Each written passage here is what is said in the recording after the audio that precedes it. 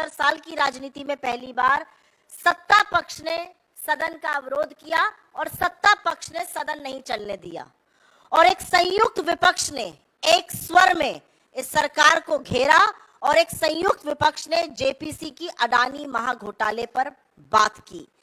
हम ईडी जा रहे थे, 200 सांसदों को 2000 पुलिस फोर्स रोकता है। हम संसद में जहां धरना करते हैं वहां पर मार्शल्स आते हैं, हमारे माइक बंद कर दिए जाते हैं और विपक्ष की सबसे मजबूत और प्रखर आवाज को विपक्ष के ही नहीं सदन से ही निष्कासित कर दिया जाता है, एक मैच फिक्स करके, एक रिवर्स इंजीनियरिंग कर कर। राहुल गांधी जी ने 7 फरवरी को सवाल पूछे अडानी पर और उनकी आवाज को बंद करने का काम लगा मोदी सरकार को कि वो कर देगी, लेकिन असलियत यह है कि जब समूचा विपक्ष एक साथ खड़ा होता है तो सरकार बौखला जाती है। राहुल जी के सवालों से यह सरकार बैकफुट पर है और इसीलिए अब हर उस आवाज का दमन करना चाहती है जो खड़े होकर इनसे सवाल पूछेगा। एक भी सवाल इनसे अनकंफर्टेबल पूछ लीजिए, बेरोजगारी, महंगाई, आर्थिक असमानता, किसानों की दुर्दशा, चीन का अतिक्रमण और सबसे बड़ा मुद्दा अडानी महाघोटाला। यह सरकार अब हर उस आवाज का दमन करने को तैयार है जो इस तरह के सवाल पूछेगा या तथ्यों को सामने लाएगा। बड़े बड़े खुलासे हुए हैं, चाहे वो अडानी महाघोटाला हो, चाहे वो चीन का अतिक्रमण हो। मुझे खेद के साथ कहना पड़ता है, जब अधिकांश मीडिया को पीएमओ का एक चपरासी व्हाट्सएप के माध्यम से चलाने की जरूरत करता है तो alternate media, digital media, social media पर खबरें आती हैं। आज इस सरकार ने उन आवाजों के भी दमन की बात करी और उसमें आपके जैसे डिजिटल प्लेटफॉर्म्स, आपके चैनल्स के डिजिटल प्लेटफॉर्म्स, आपके अखबारों के डिजिटल प्लेटफॉर्म्स भी शामिल हैं। आईटी अमेंडमेंट रूल इस सरकार ने नोटिफाई कर दिया है। यह जनवरी में ड्राफ्ट निकाला गया था और कंसल्टेशन की बात करी गई थी। कोई व्यापक चर्चा इस पर नहीं हुई। जो स्टेक होल्डर्स हैं वो संतुष्ट नहीं है उस चर्चा से और उसके बाद भी रातों रात इसको नोटिफाई कर दिया जाता है। ये आईटी अमेंडमेंट रूल तब नोटिफाई किए जा रहे हैं जब आईटी एक्ट 2021 की ऑलरेडी कोर्ट्स में है, सुप्रीम कोर्ट के सामने है। सुप्रीम कोर्ट को अभी उस पर चर्चा करनी है और उसका संज्ञान लेना है। तो ऐसी क्या जल्दी है? और अब जो जनवरी में आया था उसमें फेक न्यूज के खिलाफ पीआईबी फैक्ट चेक करेगा। अब और भी बड़ी बात कह दी गई है, फेक न्यूज या मिस इंफॉर्मेशन जो सेंट्रल गवर्नमेंट के खिलाफ है उस पर एक इंडिपेंडेंट यूनिट जो सरकार के अंतर्गत रहेगी बॉडी, वो फैक्ट चेक करेगी। सरकार ही कोतवाल है, सरकार ही मुजरिम है, सरकार ही जज है, सरकार ही सब कुछ अपने बारे में करेगी। तो अगर आप कोई सवाल सरकार से उठाते हैं जो कि असहज है तो अब ट्विटर, फेसबुक, यूट्यूब, व्हाट्सएप, तमाम ऐसे प्लेटफॉर्म्स को सरकार ने अपने आप को एक एकाधिकार दे दिया, एक छत्र राज दे दिया है कि वो उनसे कहकर उस न्यूज को हटा सकते हैं। लेकिन ज्यादा कुछ कहने से पहले सरकार के ट्रैक रिकॉर्ड की बात कर लेते हैं। आपको याद होगा 2019 में चुनाव के जस्ट पहले आप ही के एक साथी ने बहुत बड़ी एक स्टोरी लगाई थी कि हिंदुस्तान में बेरोजगारी 35 साल में सबसे ऊपर है। सरकार की फैक्ट चेक यूनिट ने उसको फेक न्यूज बताया था और 31 मई को जब मोदी जी शपथ ले रहे थे तो एनएसएसओ ने वो डेटा जारी किया और 45 साल में सबसे ऊपर बेरोजगारी थी। तो जिसको आप चुनाव के पहले फेक न्यूज बता रहे थे और उस डेटा को आपने एनएसएसओ को निकालने नहीं दिया, वो 3 महीने बाद डेटा भी सही था, खबर भी सही थी, सरकार को बचाने का काम खुद सरकार ने किया था फेक न्यूज कहकर। रिपोर्टर्स कलेक्टिव ने एक स्टोरी करी मार्च में 2022 में और उन्होंने कहा कि आधार जो है वो मिड डे मील स्कीम्स के लिए, जो पोषण की स्कीम्स होती हैं बच्चों के लिए, वो मैंडेटरी कर दिया जाएगा। सरकार की यूनिट ने उसको जून में फेक न्यूज बताया कि ये फेक न्यूज है और अगस्त में विमेन एंड चाइल्ड डेवलपमेंट ने एक नोटिस जारी किया और कहा कि आधार मैंडेटरी नहीं होगा।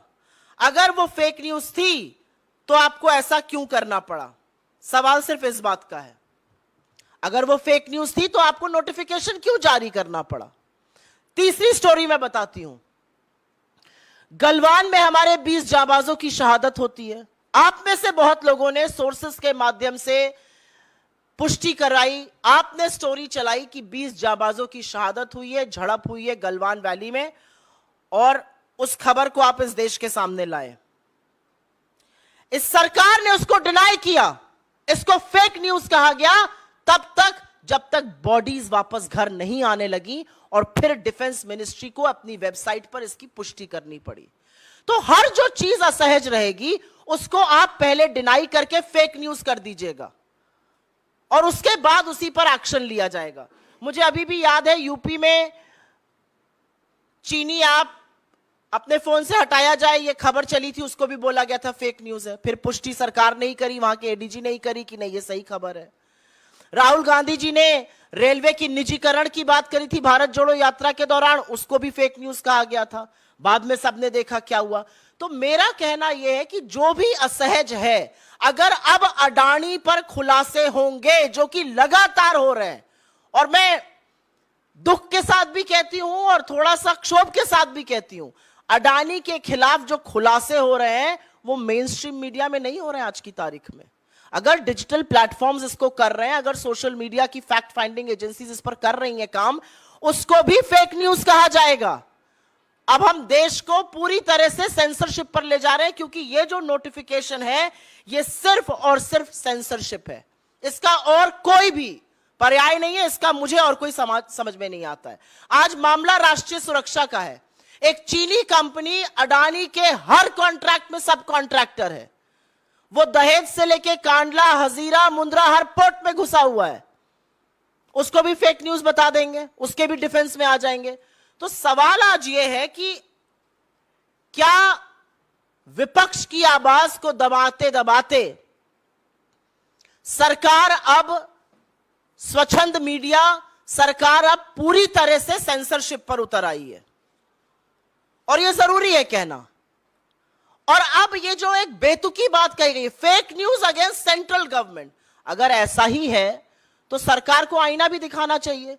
भारतीय जनता पार्टी से ज्यादा बड़ी फेक न्यूज फैक्ट्री दुनिया में कोई नहीं है, और फेक न्यूज के सरगना जितनी भारतीय जनता पार्टी की आईटी सेल के हेड और आईटी सेल के लोग हैं, उनसे बड़े कोई नहीं है। लगातार उनका झूठ पकड़ा जाता है, और हम ही नहीं, सोशल मीडिया प्लेटफॉर्म्स भी उसको वेरीफाई करते हैं कि ये मैनिपुलेटेड मीडिया है, ये आउट ऑफ कॉन्टेक्स्ट मीडिया है, ये फेक न्यूज है। झूठ फैलाने का काम इस सरकार के मंत्री करते हैं, खुद प्रधानमंत्री झूठ बोलते हैं। मैं नहीं पढ़ना चाहती किसी और विवाद में, लेकिन यह सच है कि जो विवाद इस समय प्रधानमंत्री की एजुकेशन या किसी चीज को लेकर चल रहा है, उसका जो बेडरॉक है, द इशू देयर इज कि वो झूठ बोला गया है। तो किसकी फेक न्यूज की बात करेंगे आप? एक व्यक्ति प्रशांत पटेल है, स्टैंडिंग काउंसिल है गोवा का, भाजपा का सदस्य है। कल सुप्रीम कोर्ट ने उसको बोला कि आप लगातार फेक न्यूज फैलाते हैं, आप माफी मांगिए। इसके खिलाफ सरकार एक्ट करेगी। और ये जो रूल्स हैं, इनकी सबसे बड़ी खराबी ये है कि इसमें कोई भी जुडिशियल ओवरसाइट नहीं है। आपने प्लेटफॉर्म को बोल दिया, प्लेटफॉर्म को हटाना ही पड़ेगा। इसमें रेगुलेटरी मैकेनिज्म कोई नहीं है। और एक ये भी सच है कि डिजिटल प्लेटफॉर्म्स ने खुद से आगे बढ़कर एक सेल्फ रेगुलेटरी बॉडी बनाई है, जैसे कि प्रेस काउंसिल ऑफ इंडिया है, जैसे कि एनबीएसए है टीवी चैनल्स के लिए, ऐसी ही एक बॉडी उन्होंने भी बनाई है, self regulatory body. Self regulatory body बनाने की बात फैक्ट चेकर्स के लिए भी चल रही है।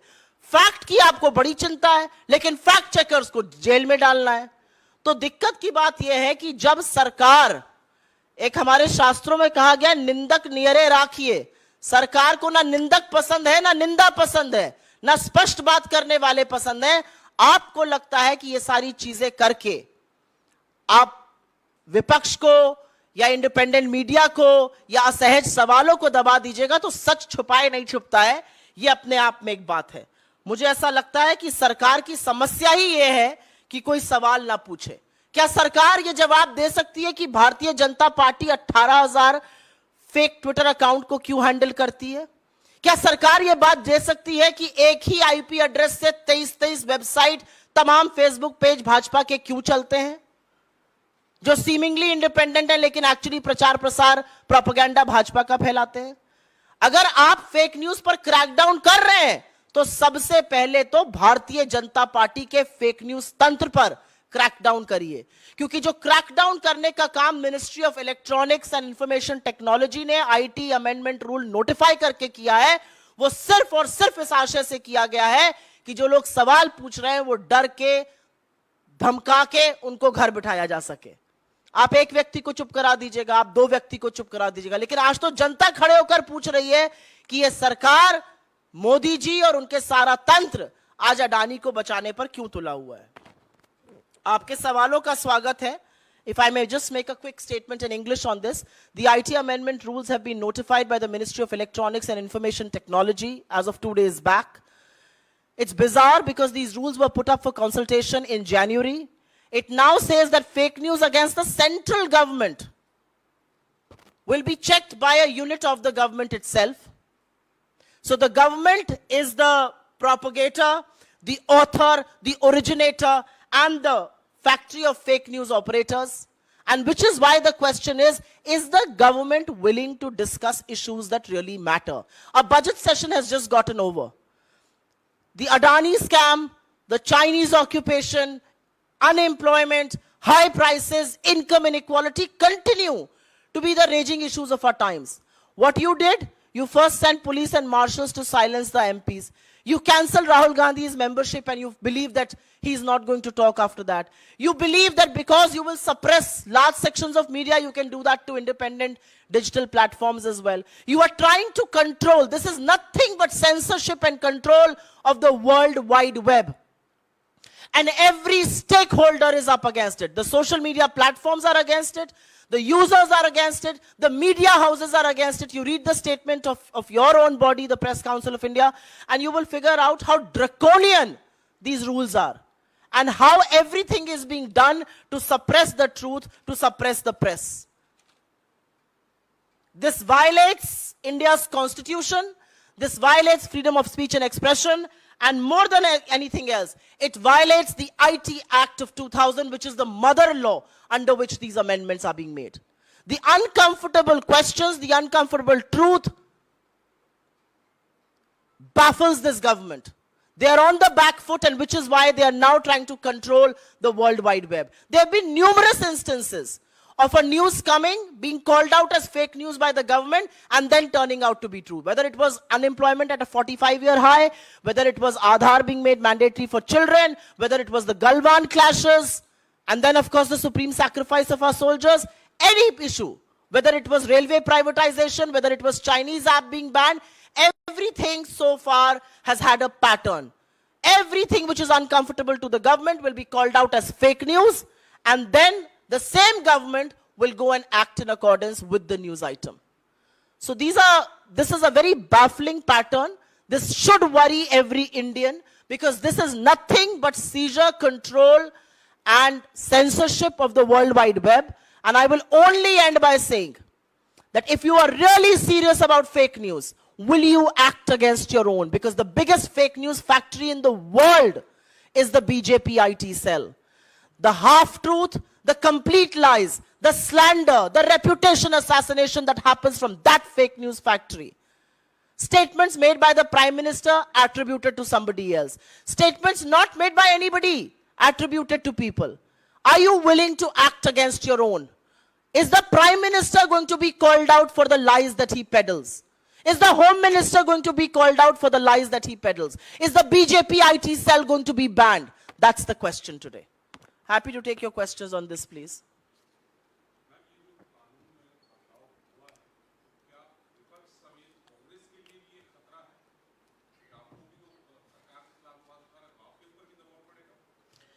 ये सिर्फ अब विपक्ष या पॉलिटिकल पार्टीज के लिए खतरा नहीं रह गया है, ये अभिव्यक्ति की आजादी के लिए, ये आईटी लॉ जो मदर लॉ है 2000 उसके लिए, ये अनकॉन्स्टिट्यूशनल है, ये ड्रैकोनियन है, ये अनैतिक है और ये इलीगल है। इसके अलावा इसको किसी तरह से नहीं देखा जा सकता है। आज खतरा सिर्फ विपक्ष के लिए नहीं है, आज खतरा आपके जैसे पत्रकारों के लिए भी है। अगर आप मेहनत कर कर कोई ब्रेकिंग न्यूज लाते हैं या कोई ऐसी खबर लाते हैं जो इस सरकार के लिए असहज है, तो सरकार की यह यूनिट उसको फेक न्यूज बताकर किसी भी प्लेटफॉर्म से हटा सकती है। आपके पास कोई भी जुडिशियल ओवरसाइट नहीं है इसकी, आपके पास राइट टू अपील नहीं है, और जो सुप्रीम कोर्ट के अपनी रूलिंग है इस पर, उसका भी अध्ययनेंस नहीं है। तो ये मामला विपक्ष से, ये मामला अब कांग्रेस से उठ के और बड़ा हो गया है। ये मामला अब आपकी अभिव्यक्ति की आजादी, इंडिपेंडेंट मीडिया, इंडिपेंडेंट वॉइसेस, सरकार को अकाउंटेबल और रिस्पॉन्सिबल जो बनाते हैं, उनके ऊपर सवाल खड़ा है। और इसका सिर्फ हम विरोध नहीं कर रहे हैं, इसका विरोध आप कर रहे हैं, इसका विरोध न्यूज चैनल्स कर रहे हैं, इसका विरोध न्यूज़पेपर्स कर रहे हैं, इसका विरोध सोशल मीडिया प्लेटफॉर्म्स कर रहे हैं। उसके बावजूद इतना ड्रैकोनियन लॉ क्यों लाया जा रहा है?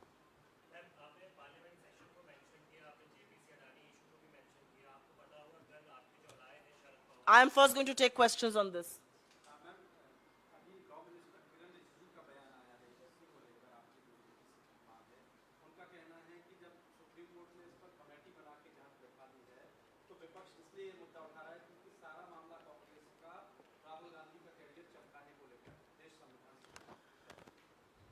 मैं यूजुअली किसी का नाम लेके यहां से नहीं बोलती हूं।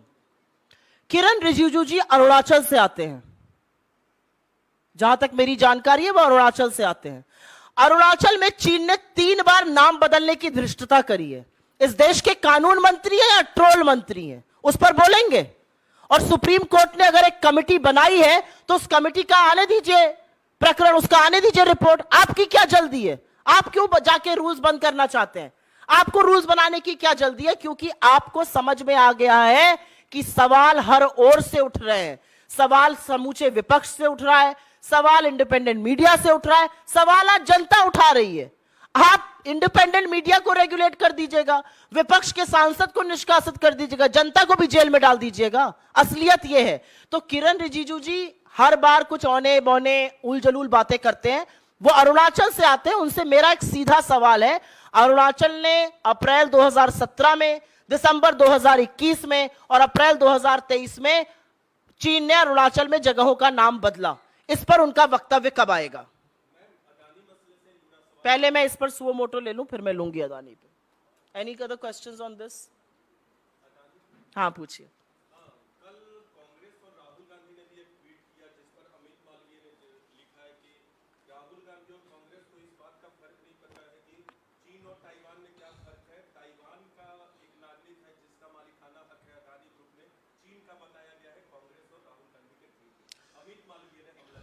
आपने पता नहीं, एक कहावत है हमारी और होती है गांव में कि जादूगर की जान जो है वो तोते में बसती है। अडानी पर बोलो दर्द मोदी और भाजपा को होता है। सबसे पहली बात तो मैंने भी वो ट्वीट देखा जिसका आपने जिक्र किया है। हम तो अडानी पर बोल रहे हैं, आप क्यों बचाव में उतर आते हैं? पूरी की पूरी भारतीय जनता पार्टी, उनकी आईटी सेल, उनके फेक न्यूज सरगना कूद पड़ते हैं अडानी के बचाव में। आप अडानी के मुलाजिम हैं, आप अडानी का काम करते हैं, आप भारत सरकार के मुलाजिम हैं या भाजपा के लोग हैं? अगर आप भाजपा के लोग हैं तो भाजपा का बचाव करा करिए, सरकार के मंत्री हैं, नीतियों का बचाव किया करिए। अडानी का बचाव क्यों कर रहे हैं? और जो सवाल हमारे मन में आता है आज, वो यह सवाल देश की जनता के मन में आ रहा है। कहां अडानी को जाता है? दुखती रग अडानी की दवाई जाती है, दर्द होता है प्रधानमंत्री मोदी और उनके मुलाजिमों को। क्यों भाई? अडानी को बोलने दीजिए ना, हमने अडानी पर बोला है, अडानी दे इसका स्पष्टीकरण। जो उस व्यक्ति का फादर है उसका कम्युनिस्ट पार्टी ऑफ चाइना से लेना देना है, उस पर क्यों नहीं जवाब देते हैं? वो हर पोर्ट में घुसा हुआ है, आपके स्ट्रेटेजिक रणनीतिक इंफ्रास्ट्रक्चर में उसका हस्तक्षेप है। 5-5 पोर्ट्स में कांडला, दहिजा, हजीरा, मुंद्रा, विशाखापट्टनम, वो रेलवे रोड बना रहा है, वो इंफ्रास्ट्रक्चर रोड का बना रहा है, वो इलेक्ट्रिसिटी का निर्माण कर रहा है। अरे भैया, अडानी को भी कुछ स्पष्टीकरण देने दीजिएगा, या अडानी के कॉर्पोरेट कम्युनिकेशन का काम भी अब भारतीय जनता पार्टी के लोग कर रहे हैं?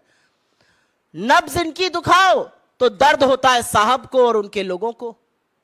मैम, अडानी के मुद्दे पर आप लोग जितने गंभीर हैं, आपके जो वरिष्ठ विपक्ष के सहयोगी हैं, वरिष्ठ नेता शरद पवार, वो इतने गंभीर नजर क्यों नहीं आ रहे? वो तो नरम बयान दे रहे हैं। आप लोगों की जेपीसी की मांग को भी वो गैर जरूरी बता रहे हैं और ये भी कह रहे हैं कि ऐसा लगता है अडानी को टारगेट किया जा रहा है।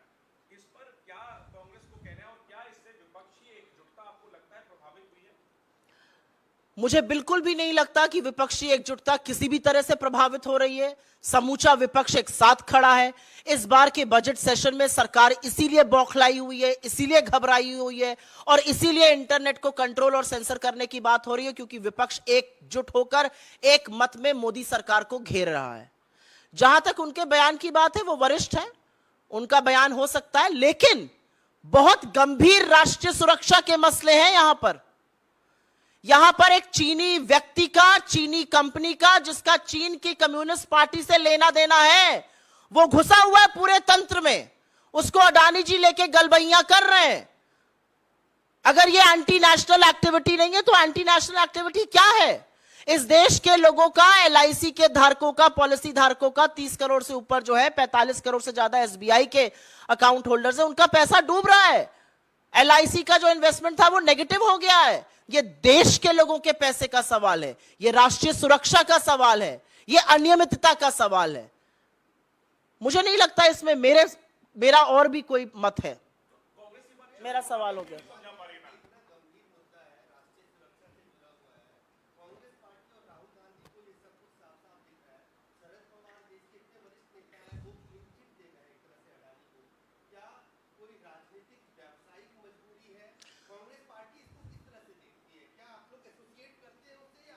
मैंने अपना जवाब दिया और मैंने अपने जवाब में बिल्कुल स्पष्ट तौर से कहा है कि बहुत गंभीर मुद्दे हैं।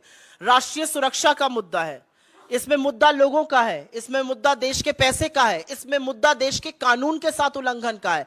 Adani is a leading monopoly. वो एग्रीकल्चर और फूड में, वो सीमेंट में, वो रिन्यूएबल एनर्जी में, वो पोर्ट में, वो एयरपोर्ट में एक छत्र राज कर रहे हैं, मोनोपोली है। उनके लिए इस देश के कानून बदले गए कि उनको एयरपोर्ट मिले, उनके लिए एसईजेड का कानून बदला गया, पोर्ट का कानून बदला गया। तो ऐसा व्यक्ति जब किसी चीनी कंपनी को अपने हर सब कॉन्ट्रैक्ट देता है तो राष्ट्रीय सुरक्षा का अहम सवाल नहीं खड़ा होगा। Benami companies, 36 shell companies, 38 shell companies का उनके ऊपर आरोप है। ये किसका पैसा आ रहा है देश में? 20,000 करोड़ रुपए किसके हैं? ये सवाल तो उठेगा ही। मुझे लगता है कांग्रेस के प्लेटफॉर्म से हम वो सवाल जरूर उठाएंगे जो हमें सही लगते हैं।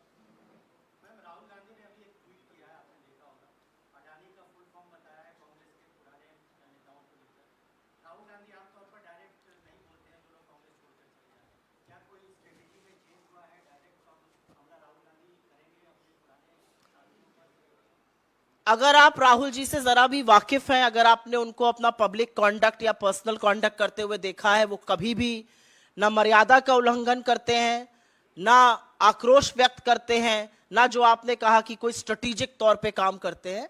लेकिन जिस तरह की बयानबाजी उन लोगों ने करी है, चाहे वो कांग्रेस पार्टी के खिलाफ हो, चाहे राहुल जी के खिलाफ हो, उसकी हम जितनी निंदा करें वो कम है। ये सब लोग वो हैं जो कांग्रेस के बिगेस्ट बेनिफिशियरीज थे।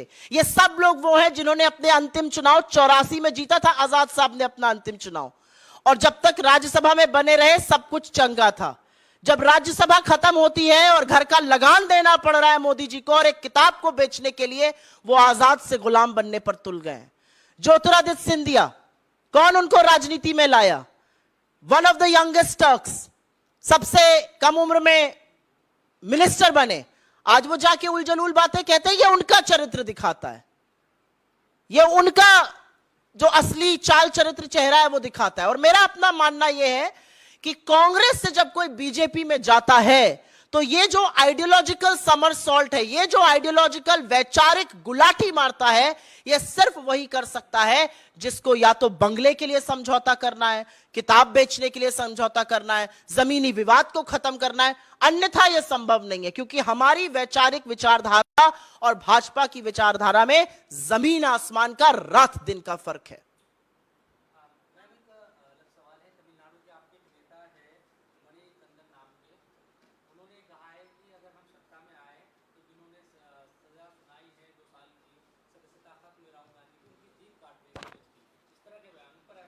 ये बेवकूफी की बातें, इस पर मैं रिएक्ट भी नहीं करूंगी।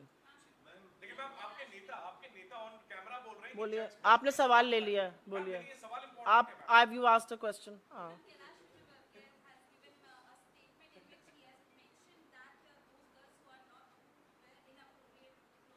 वो सूप नखा जैसी लगती हैं।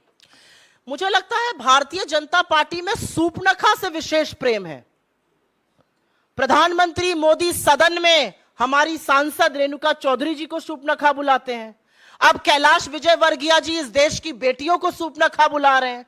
यही इनका असली चाल चरित्र और चेहरा, यही महिलाओं का सम्मान है। और इस पर भी जो महिला नेत्री लोग हैं, बौखला जाती है, सवाल पूछो वो चुप बैठी रहेंगी। ये भारतीय जनता पार्टी में महिलाओं का सम्मान है, ये उनका असली चाल चरित्र और चेहरा है। यही बोलना है मुझे। देश की महिलाएं, देश की बेटियां, देश की आधी आबादी इसको देखे कि अगर आपके जीन्स पहनने पर इनके उत्तराखंड के चीफ मिनिस्टर का बयान आया था, खट्टर का बयान आया कि रेप ही होता है क्योंकि लड़कियां जीन्स पहन लेती हैं। अब कैलाश विजयवर्गीय कह रहे हैं कि कपड़े पहनने से सूपनखा लगती है। इस देश का प्रधानमंत्री सदन में एक सांसद को सूपनखा बुलाते हैं। तो ये भाजपा का असली चाल चरित्र चेहरा। I will just give a reply in English since you asked me to. What Kailash Vijayvargiya is saying at some level shows the love for Supnakha within the BJP. The Prime Minister had called one of our women MPs Supnakha. Now Kailash Vijayvargiya is saying the same thing. Khattar is on record, the Haryana Chief Minister, to say that women get raped because they wear jeans. Another Uttarakhand Chief Minister, who's no longer a Chief Minister, said women who wear shredded jeans have loose character. This is what the BJP is made up of, and which is why you find so many BJP legislators facing criminal charges as far as offenses towards women are concerned. Why are so many rapists having BJP connections? Why is it that political patronage is given to people who commit crime against women in the BJP? This is what the real DNA of the BJP is. What baffles me is that women leaders of the BJP will continue to keep quiet as Kailash Vijayvargiya and his ilk continue to make the comments. Tamil Nadu वाला जो बयान है, क्या party उसका संज्ञान लेगी? और primarily जो सुनाई दे रहा है, जो दावा किया जा रहा है कि वो कह रहे हैं कि जज की जुबान काट लेंगे जिन्होंने, मुझे नहीं पता ये क्या बयान है और इसका बिल्कुल संज्ञान लिया जाएगा। मुझे लगता है ये सब बातों को भटकाने का मुद्दा है। असली बात क्या है? असली बात क्या है कि इस लोकतंत्र में अडानी पर सदन में 40 मिनट के भाषण के 18 अंक राहुल गांधी जी के एक्सपंज किए जाएंगे। असलियत यह है कि 7 फरवरी को वो भाषण देंगे और 9 दिन बाद 16 फरवरी को अहमदाबाद हाईकोर्ट में पूर्णेश बूथवाला या पूर्णेश मोदी, जिसने अपना नाम रख लिया है, वो जाकर अपनी ही स्टे एप्लीकेशन विथड्रॉ करेंगे और कहेंगे कि मैंने सेशंस कोर्ट में जो चल रही थी स्टे, जो लोअर कोर्ट में चल रहा था, उसके लिए स्टे दिया था, मैं ही विथड्रॉ करता हूं। फिर फास्ट ट्रैक हियरिंग होती है, 23 तारीख को एक फिक्स जजमेंट आता है और उस जजमेंट के बाद राहुल जी की सदस्यता चली जाती है। यह रिवर्स इंजीनियरिंग है। आज तक इस देश में ऐसे मसले पर किसी को 2 साल की सजा नहीं मिली है। अगर 1 साल 11 महीने 29 दिन की सजा मिलती तो राहुल गांधी जी की सदस्यता नहीं जाती। इसीलिए मेरा मानना है यह फिक्स्ड मैच था सरकार की ओर से। वो चाहते थे कि राहुल गांधी जी सदन में ना बोले, क्योंकि उनको पता था जब वो बोलेंगे वो अडानी पर इनका मुखौटा और इनको बेनकाब करेंगे, अडानी पर इनकी कलई और खोलेंगे। वो ये जानते थे और इसीलिए जब राहुल गांधी जी ने 2 बार लिखित में और 1 बार मिलकर स्पीकर से बोलने का टाइम मांगा तो टाइम क्यों नहीं दिया गया? स्पीकर कहते हैं आप मेरे साथ चाय पी लीजिए, मैं आपको बोलने नहीं दे सकता हूं। क्यों नहीं बोलने दे सकते हैं भाई? और अगर आपको लगता है कि राहुल गांधी की सदस्यता खत्म कर मीडिया पर ऐसे ये कानून लगाकर वर्ल्ड वाइड मीडिया को सेंसर करके एक एजेंसी बिठा देगी जो किसी चीज को भी फेक न्यूज बताकर सारे प्लेटफॉर्म से न्यूज हटवाएगी, अगर आप आवाज दबा सकते हैं तो असलियत यह है, ये आपकी कायरता, आपकी बौखलाहट, आपकी घबराहट दिखाती है और लोग अच्छी तरह से ये समझ रहे हैं। Let's just take some questions offline. I think I'm done with the presser. You take questions offline. Thank you very much. किस बारे में? इधर ले लेते हैं। Thank you. Because then the